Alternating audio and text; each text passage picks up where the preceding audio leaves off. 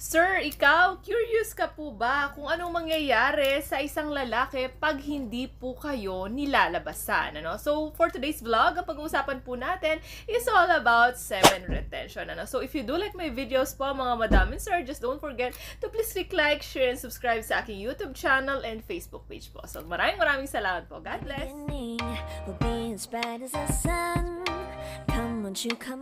So, semen retention, ano? Pag-uusapan po natin, ano-ano po ba yung mga benefits na makukuha ng isang lalaki pag hindi po siya nilalabasan? Ano naman po mangyayari sa similya ng lalaki kapag hindi na ilalabas? Ano? So, ano rin pong mangyayari sa isang lalaki kapag pinipigilan niya po ang kanyang sariling labasan? And last but not the least, ano po bang magandang naidudulot sa isang lalaki kapag po siya ay palagi ang naglalabas ng similya? Okay, so semen retention, ang ibig sabihin ay you are avoiding ejaculation. Pinipigilan mong may lumabas na similya sa inyong ari, ano? But you are allowing sexual stimulation, haplos, ano? So, naa-arouse ka, pero ayaw na ayaw mong merong lalabas na similya sa inyong ari. So, bakit nga ba pinipili ng mga kalalakihang ito na hindi sila labasan o mag-perform sila ng tinatawag na semen retention, ano? So, generally, it improves health daw, ano? Pero, it gives more energy, ano? It reduces stress, and some reasons po, ano? It boosts the fertility through good sperm quality. So, ibig sabihin kasi, kapag hindi ka naglalabas ng palagi ang semilya, ano, nahihinog siya sa loob. So, ano naman pong mangyayari sa tamod ng isang lalaki kapag hindi niya ito nailabas? Ano? Traditionally, mga madam and sir, ano, ang tamod ng isang lalaki ay nabubuo sa kanyang testes, no? Dun sa kanyang bayag. Ano? So, once ito ay nabuo na, it will travel to vas deferens. Ano? So, dito sa vas deferens na ito, madadaanan niya yung tinatawag na seminal vesicles na maimimix niya po yung inyong sperm at seminal fluid na tinatawag na po itong semilya or semen. Ano?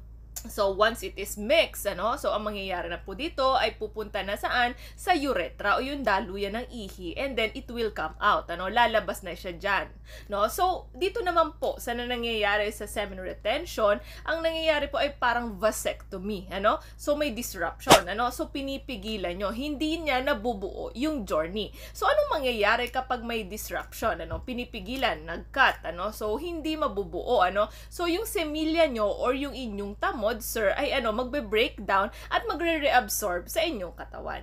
So, meron nga po bang masamang dulot kapag ikaw ay gumagamit o ginagawa mo po ang tinatawag na semen retention?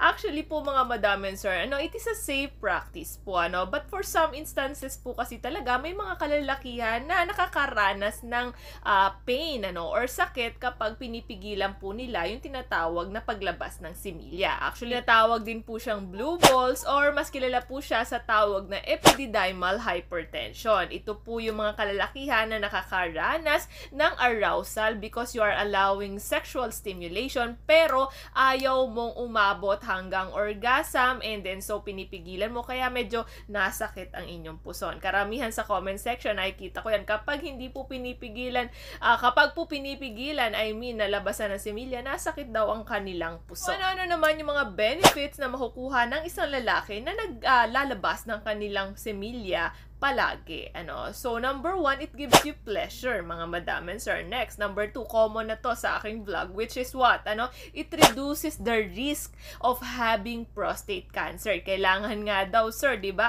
Ayon sa ating research, ano, no more than 21 times, ano, in a month na kailangan mag-release ng semilya para mabawasan daw yung risk na magkaroon ka po na tinatawag na prostate cancer. So, laging tandaan, kung choice mo, sir, na mag-abstain ng ejaculation, wala itong masama, it's a safe practice. But kung ikaw naman, sir, ang pinili mong choice ay palagi ang mag-ejaculate, mag-perform ng masturbation, it's a good idea din po. So, maraming salamat po. God bless!